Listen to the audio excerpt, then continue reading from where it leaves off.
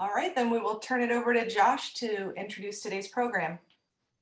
Yes, so our program today is Dr. Jim Moore, a frequent speaker to our club, but he's an associate professor at Pacific University.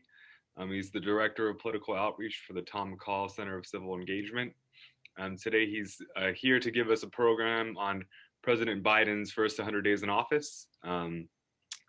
I did my homework on this one. We had Jim here 4 years ago to do President Trump's first 100 days in office. So hopefully he can continue the series in another 48 years. But yeah, if you can please welcome Dr. Jim Moore. Well, it's good to be with all of you. Yeah, you bring me in for those 100-day things, and then occasionally other things as well. So things are moving on. So we'll get into it. I have a few slides that just have concepts on them. So Josh approached me in December, and we were trying to figure out, so 100 days, when is that?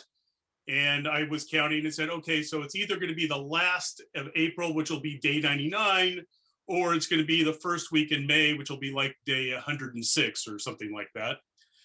At that point, we were talking and said, I bet Biden's going to give a really big speech on the night of that 99th night. So we should plan on that one. So we were really prescient. Well, yes, we weren't, but Biden is going to be talking tonight in his first major speech since he's become president with a lot of these themes. So let's get into kind of what's going on there. I'm going to share my screen. We can see some stuff. Oh, my screen just there. There we go. Excellent. So Biden's first 100 days on day 99. So if things change between today and tomorrow, we'll just change the title retroactively. So first big issue, presidential leadership.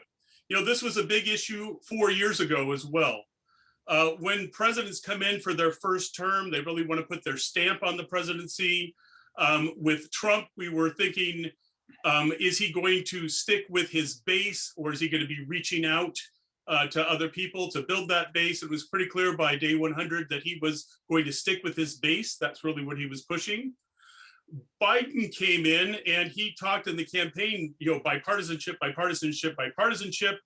When you look at the votes in Congress that have taken place so far, not so much bipartisanship.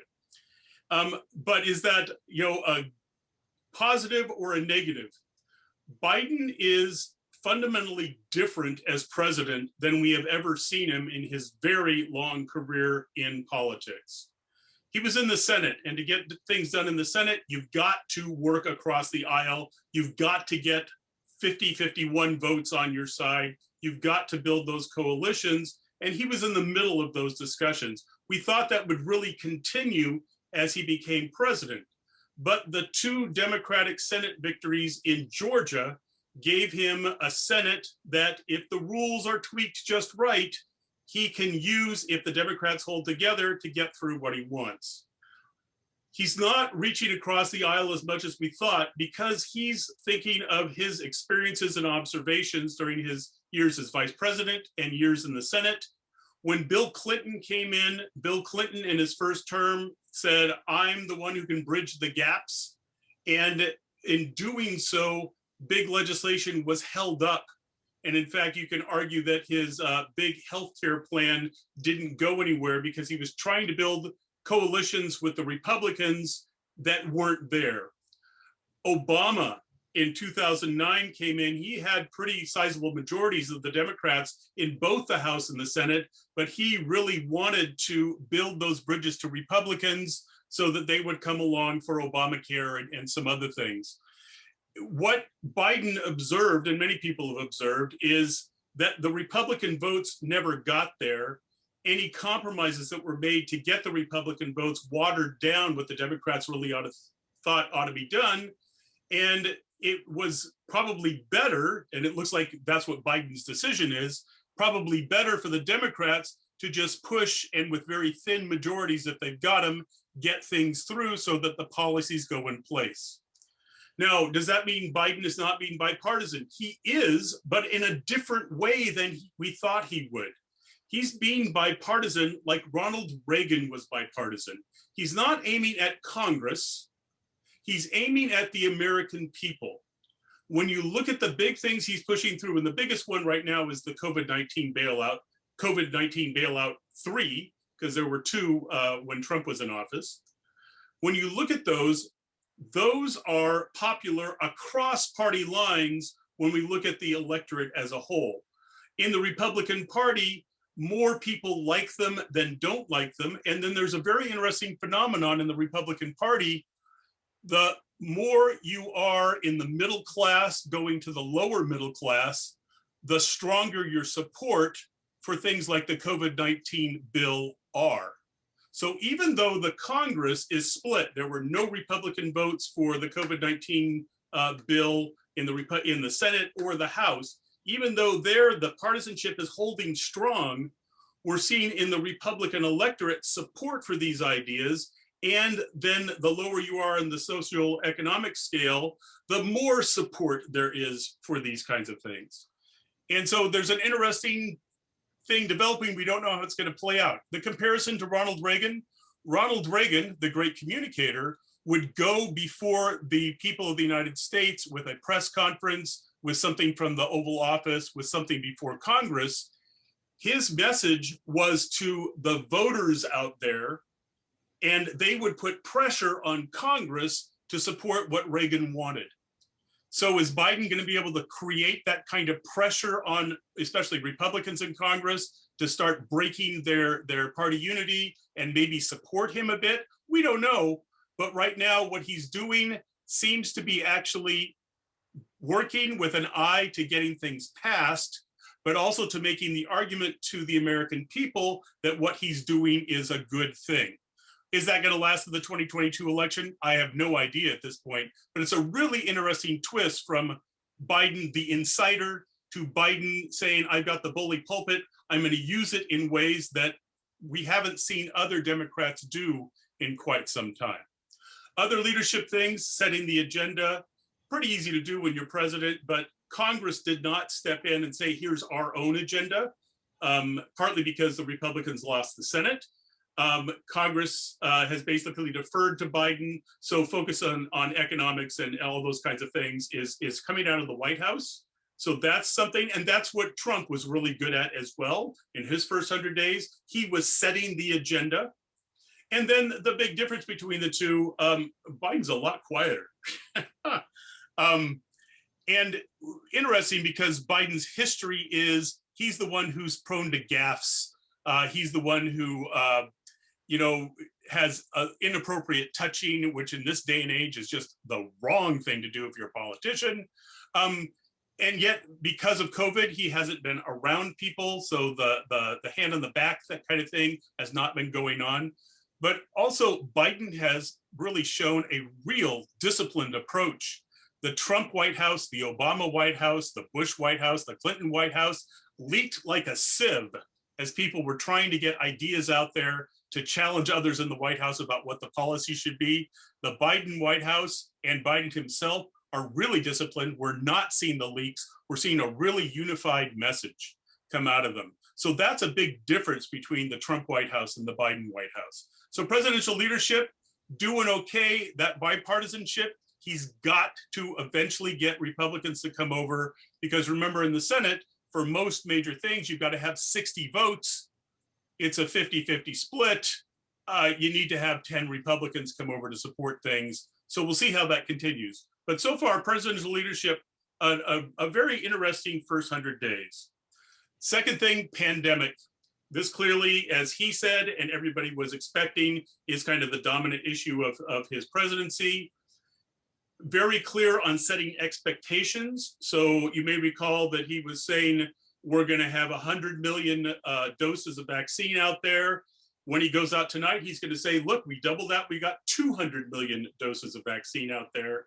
So he's setting the expectations. It's been talked about as he sets low expectations and then exceeds them, which is actually in management a pretty good thing to do. Whereas Trump was setting high expectations and then not getting them and ignoring them as he went on, which is normal. Obama did the same thing, Bush did the same thing, Clinton did the same thing. Biden, who's been in Washington for so long, is kind of using this new lower expectations and exceeding them and it's working with the pandemic. Pushing the schedules, the big difference between Biden and Trump clearly is a unified messaging from the federal government, which we didn't have. Now that's a big thing, but if the pandemic has taught us anything politically, the federal government is not the only player, and it may not even be the major player. It's the governors and the local governments, especially the governors, that are the major player in all this. And there's split messaging across the country, and the usual fights that we're seeing, including in California. They just approved a recall election for Gavin Newsom, the governor there. So this unified messaging from the federal government, think of it as Anthony Fauci unleashed, if that makes any sense, is interesting, but the big issue is at the state level. And at the state level, there's all sorts of different things going on there. Okay, the economy. So I was trying to find a graphic for the economy, and the Organization for Economic Cooperation and Development, the OECD, which is a big research and semi-governance organization of the largest economies in the world, 2 weeks ago looked at the United States and said, our prediction for the United States is that the US economy is going to grow at the fastest rate that it has grown since the high inflation years of the 70s and the 1980s. And the reason for that is because of the huge influx of money from both of the Trump COVID bills and then the big one that Biden pushed through and passed a couple of months ago. That put so much money out in there, the $1,400 for individuals. There's now money going out. The first payments are going out to families with kids. So there's a lot of money going in there. There's money that's going to help businesses survive. There's all sorts of things going to now to state and local governments. Pacific University still has a chunk of money from the second COVID bill. We're going to get money from the third COVID bill. So all that money going out there is jumpstarting the economy in a way that we haven't seen in a long, long, long time. Now, is that a good thing or a bad thing? The Republicans are arguing the cost is too high. That's one reason why no Republicans are supporting this. And the Biden people are saying is they're looking at their next ideas. So we have the infrastructure, the American Jobs Plan, which has already been put out there and they're beginning to debate it. And then Biden tonight is going to announce the American Families Plan, multi-trillion-dollar bills out there. It's interesting because regardless of whether you're Democrat or Republican, since Ronald Reagan's time, so 40 years ago, it has been the way that people have looked at the US budget and the economy is, we can't let the debt get out of hand. We have to, in effect, cut back what we would normally be able to do or want to do with the budget. We've got to be careful as we're moving forward. Now we saw the Republicans in the Senate and the House in the Trump years last year, and now the Democrats continuing it, saying the heck with the debt, we need to get money out in the system. So I teach a class on international political economics, and there's a concept there called the Washington Consensus. And the Washington Consensus is something that came up in Washington during the Reagan years, but also used by the World Bank and the IMF. It says, we won't loan money to developing countries unless they cut back on their subsidies, unless they cut back on their regulations, unless they in effect shrink the size of government. Basically things that the US would never qualify for if the US was asking for a loan, but that's what they were asking of developing countries. That Washington Consensus is now blown apart within the past 4 to 6 months. So it goes into the Trump era. That Washington Consensus now is, guess what? You as a government should spend money because spending money gets it out into the hands of your citizens. They get the economy going. Your economy grows faster. We will loan you money or get you money to help prime that pump. So there's a real big change there. It's as if, for those of you who take econ classes, it's as if Keynes's ideas that fueled how FDR dealt with the Great Depression are now mainstream and seem to be not just in the US, but they seem to be spreading to other countries around the world. So just a real interesting thing. Is this going to work out? Well, for the first time in quite some time, people are saying, oh, watch out, you might cause inflation, which is exactly what happened in the 70s and 80s. We don't see any evidence of it, but inflation can take off pretty quickly. Is it going to last? What happens when you're done priming the pump? Have you really gotten the economy going? A year from now, for instance, will we see the economy still have a good projection of growth coming up? We don't know, but it's a real interesting switch from the way not just the Trump administration was doing things, but previous administrations going back for 40 years. Foreign policy. There's a lot more foreign policy unity across different Republican and Democratic presidents than you would think. The example I have on the right there, the US declares China's human rights abuses against Muslim Uyghurs genocide. This is from the 25th of January. This is Mike Pompeo, Trump's Secretary of State, on the way out the door saying China is committing genocide against the Uyghurs. And the new Biden team coming in and within the first 4 days of being in office saying, we totally agree and we're gonna follow up on this. China is committing genocide against the Uyghurs. So there's a unity there that is actually more common than you would think with a lot of the foreign policy breaks from one party to the other party. But the foreign policy is exactly what it's been for quite some time. China, big thing there actually is not human rights things. That's rising in importance, but the big thing there is economics with the United States. Biden has, for instance, kept many of the tariffs that Trump put in place on China. Russia, the big thing here is dealing with the Russian troops were just on the border of Ukraine. They just went home last week, kind of. They left all their stuff. But those kinds of things. Iran, there's a difference. Trump said to Iran, we have a nuclear deal with you. We're pulling out of that nuclear deal. Biden came in and we're in the process of saying, should we start talking with each other and put the nuclear deal back in place? So there's a difference. Afghanistan, which has been something that Trump said we should pull out. He couldn't quite do it. Biden has just drawn a line and said, we are pulling out. We could talk about that in the questions, but that's a continuity kind of thing from Trump to Biden as well. And then the big thing, immigration, which regardless of whether you're president and you come in saying, here's what we ought to do or not, Trump came in with a plan. Biden was formulating his plan. That's all well and good, but then immigrants start coming because of their own reasons, mainly economic. The economics drives those human waves that are coming towards the border. And we know that it's economics because it happens in other parts of the world where there's a relatively wealthy country next to relatively poorer countries. And the size of the economies really seems to drive what's going on in terms of the waves of people that come to the border. Right now, out of Central America, the big thing is 2 giant hurricanes that hit Central America. There are entire villages that simply won't rebuild or won't rebuild for a long time. So those kinds of things. Here, it clearly on immigration, the Biden people were caught flat-footed by the latest wave. The wave was entirely predictable. We saw a similar wave for similar reasons 2 years ago. We saw a similar wave for similar reasons 2 years before that.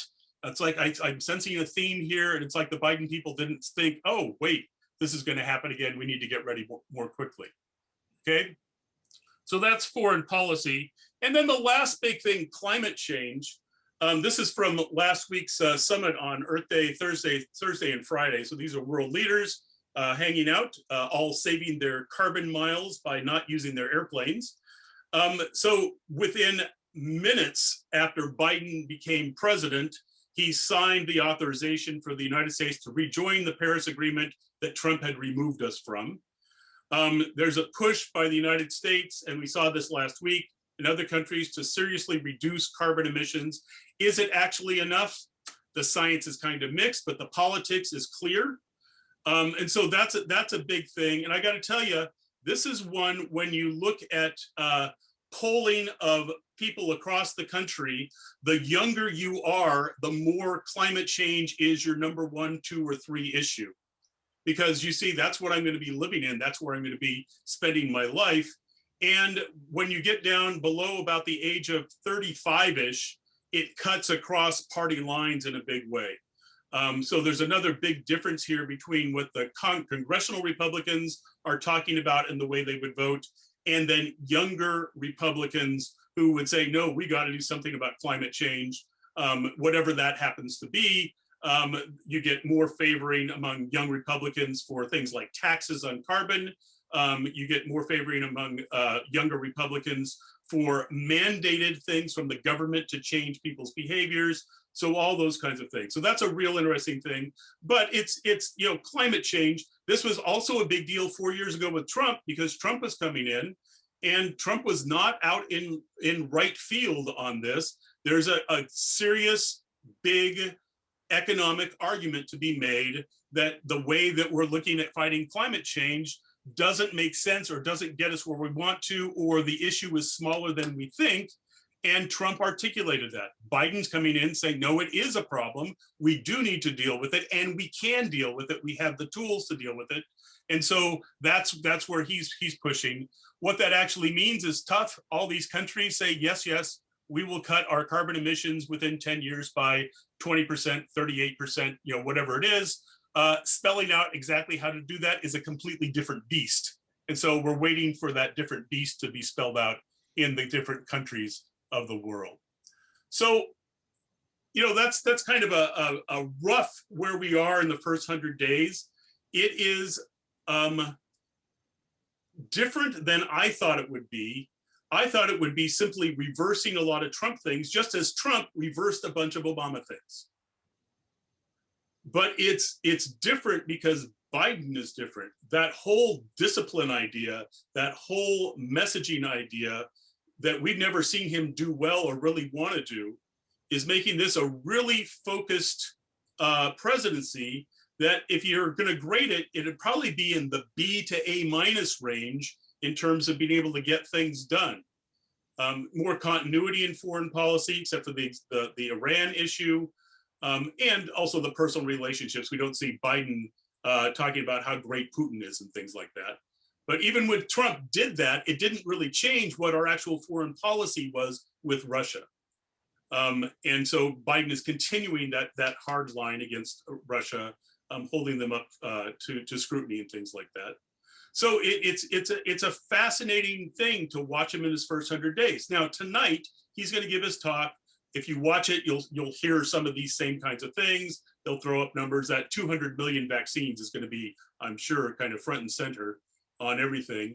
But then he's also going to say, here's the hard part. This 100 days, and we talked about this 4 years ago, this 100 days is a real artificial number. It's there because FDR said, here's my 100 days. Well, that's nice, but the world doesn't work in 100-day increments. And a presidency has the next, 1,100 days or whatever it is of the presidency to go. And so Biden is tonight going to talk about, here's the next part, and it's going to be harder to do. That's the infrastructure, that's the American Families Plan, and pushing these other big multi-trillion-dollar bills through. He knows if he does that, the economy goes up, just as it is going to go up this next year. If the economy goes up, he knows that Democrats are going to do better than expected at the polls when we have the 2022 election. He knows that it's very, very close with the partisan balance in Congress right now. He does not want to be like Obama. He does not want to be like Clinton, where they had 2 years where they had a Congress on their side, and then that ended. He wants to keep a Democratic majority in Congress. Is this going to be able to do it? We don't know. And that's for another day, but the big issue that's still hanging out there is, so how big a role will Donald Trump continue to play in the Republican Party?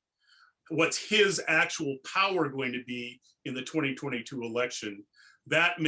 Historians may look at that and then look backwards and say, wow, wasn't that cute when Biden said I had a pretty successful first 100 days, because he completely missed the boat and the Republicans came back in. Donald Trump clearly asserted himself as the leader of the party by endorsing candidates, and they won, and those kinds of things. So it's an interesting little marker there. but it's just a beginning. And just like 4 years ago, we wait to see where this administration really goes in terms of its own ideas, in terms of moving forward and its ability to do so. Okay, so why don't we stop there and see if there are any questions, which there usually are from this crowd. You don't have to give me any steak or anything either. Paul. Yes, more on a local level with Oregon's two new seats that they have. How's that going to affect them? And then what about redistricting within the state? How's that going to affect our politics? Yeah, so Monday we found out for sure we're getting a new congressional seat. Yay. Where's it going to go becomes the first big question. You can draw it in any of number of ways. It seems pretty clear to me that you can redraw the map and pretty easily get to the solid Republican district, which is District 2, will stay that way, no matter how you draw it. Portland is going to remain Democratic. There's no argument about that. It seems pretty easy to get to 4 Democrats and 2 Republicans.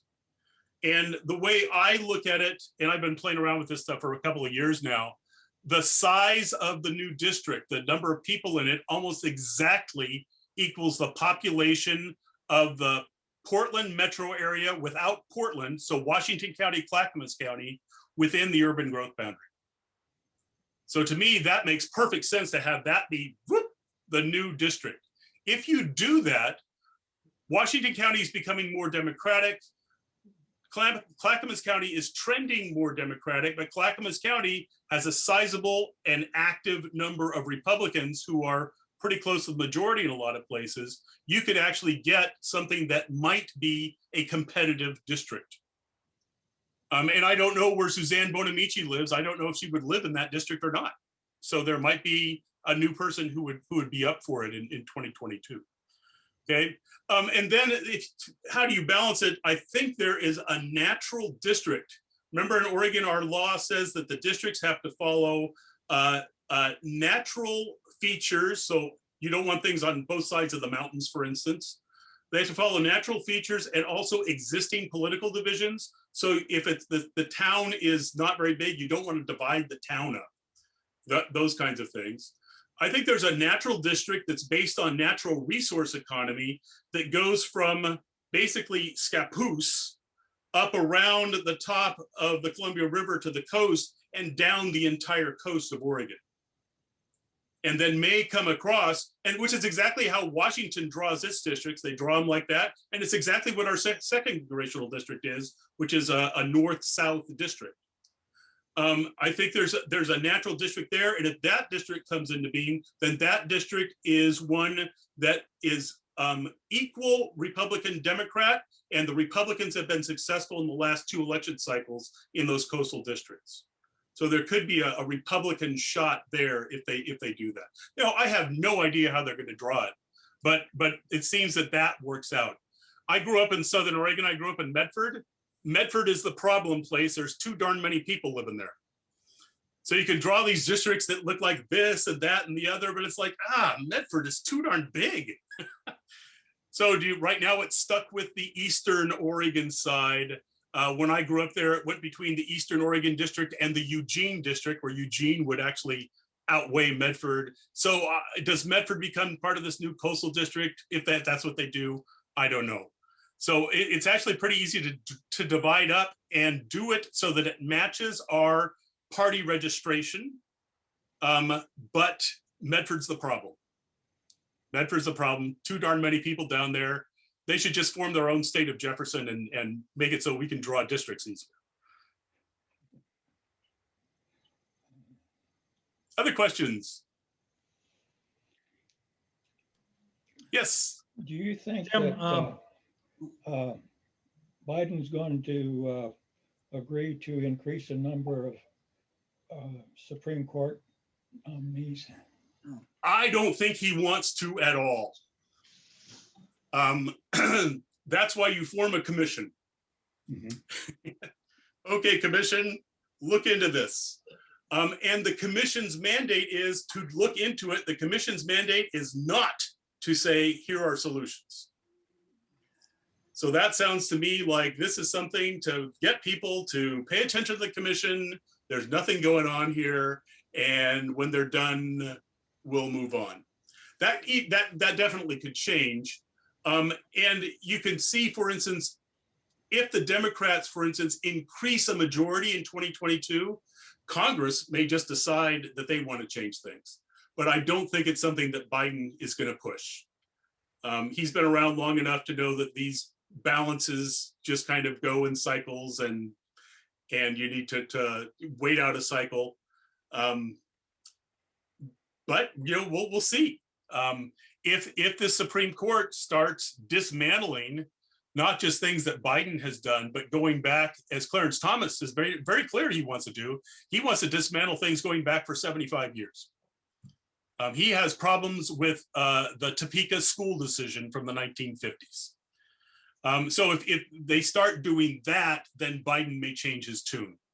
But John Roberts, the Supreme Court Chief Justice, is well aware that that's an issue, and he may have a harder time getting the troops to kind of stay within these boundaries, but he's going to give it a real try because he does not want Congress to come in, and I don't think Biden wants to come in and change the number either. Okay, Richard, you were first. Yes.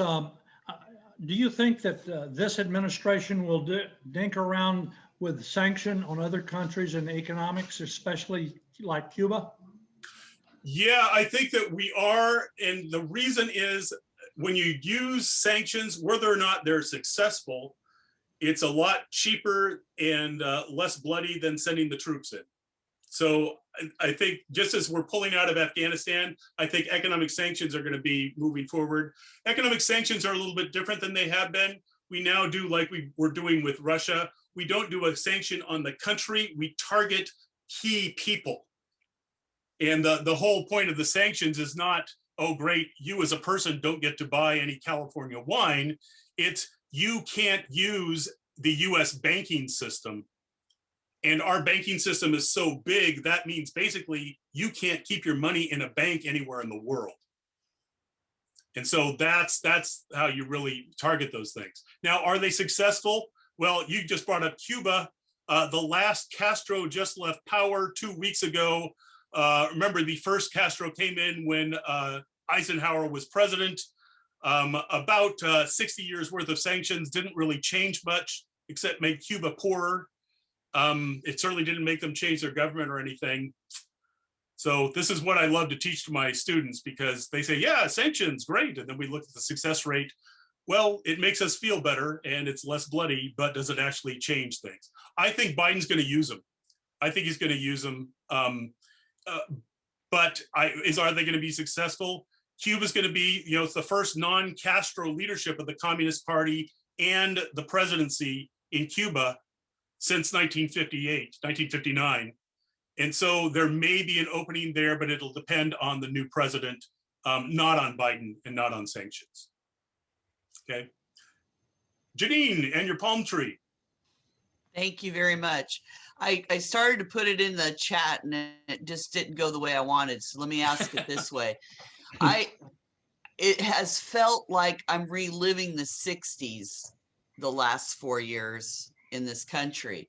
And so I'm interested in, do you think he's going to address tonight, the president's going to address tonight any of the state positions he's taken or the direction he's given to Merrick Garland and the Department of Justice, specifically around these police procedures and the riot that occurred at the U.S. Capitol on the 6th? Do you think he's going to address that, or what do you think is going to be happening at the DOJ? Yeah, so whether or not the president's going to address it, I don't think you do more than a glancing reference to it unless you've got a proposal. And we haven't heard that he's got a proposal. Okay, and that's the same thing with Merrick Garland at the new Attorney General at the Department of Justice. He's looking into things. He's putting together research. He's doing all this stuff. They're gathering evidence because they're prosecuting people who were involved in the insurrection. All those kinds of things. But we haven't heard of a plan to say, okay, this is how we're going to deal with people who go beyond free speech and go to violence, and maybe especially violence against government buildings or something like that. We just haven't heard that yet. So I don't think Biden will hit on that. Remember, he's going to be talking to a joint session of Congress tonight, but because of COVID, there's only going to be 200 people in the House chambers, where usually there's 1,600. And so if it were the 1,600 and he brought that up, he could easily have 130 House Republicans booing. That's not going to be the case tonight, but I don't know that he wants that to be a focus until there's more to it, until they figured out what the policy is, how they're going to move things. Right now, all of that is at the criminal investigation level. It's not at the policy change level. And it's really complex because it does get into issues of free speech. You know, at what point does the guy with the buffalo horns go from being a guy with the buffalo horns to being violating the law? And, you know, is simple trespass of the Capitol enough? Right now, they're arresting people like the guy in Oregon who was just picked up the other day. They're arresting people who they've seen actually assault police officers. So I'm not expecting much on that tonight. He could surprise us, but until there's a policy, it's hard to see what he would do. Ken. Yes, thank you for coming today. We really appreciate it. How do you feel that the rise in gas prices is going to affect the 2022 election? Yeah, well, remember gas prices, there's a lot of things going on. So the rise in gas prices may or may not be an issue in the 2022 elections, but it puts pressure on people. And think about the COVID recession. It hit those who were working in service jobs. Either all of a sudden you didn't have any riders for your Uber little business, or people weren't coming to your restaurant. It hit people who could least afford a rise in gas prices. And so we'll have to see what goes on with that. If I was running the zoo in Congress, which they will never let me do, I would have had the COVID relief bills, beginning with the first one with Trump and going on to the one with Biden, basically say, if you are someone who has been laid off, or your business is in deep trouble, and that might be you, the owner, or you, the workers, basically 70% of this money is going to be going to you guys. So that you can get through this thing, which is what they did in some European countries, but they had a smaller group of people, and all those kinds of things. Yeah, I would think that really targeted would have made a lot of difference, and it would have taken care of that problem. But the rise in gas prices is fascinating, because the rise in gas prices is taking place because we all stopped driving. Demand dropped. Production dropped. In OPEC, Saudi Arabia and Russia's not in OPEC, but they produce a lot of oil. They've been having a fight about how much do we produce. Saudi Arabia is looking at it as an opportunity to keep the price low and kind of drive out more people out of the business. So Saudi Arabia is a bigger percentage. Russia's saying, we need the money. We need to produce more. And so that's where the difference is going to be. All the US can do is, can we mitigate the price rise if you can show that it's a part of your problem for your own economic well-being. And it probably wouldn't be for commuters, but clearly if your business involves driving around, your business involves using gas prices in any way, that's something that ought to have been targeted, because we know it's really volatile when we get these global recessions going on. But they didn't. I don't run the zoo. And there you go.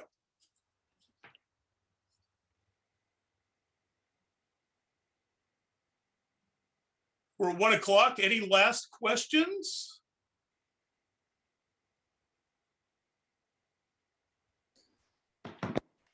Great. Thank you so much for coming. It's always, really eye-opening to get your perspective and to kind of set us up for what to look for when we watch these speeches and things. So thank you very much for being here. You're very welcome.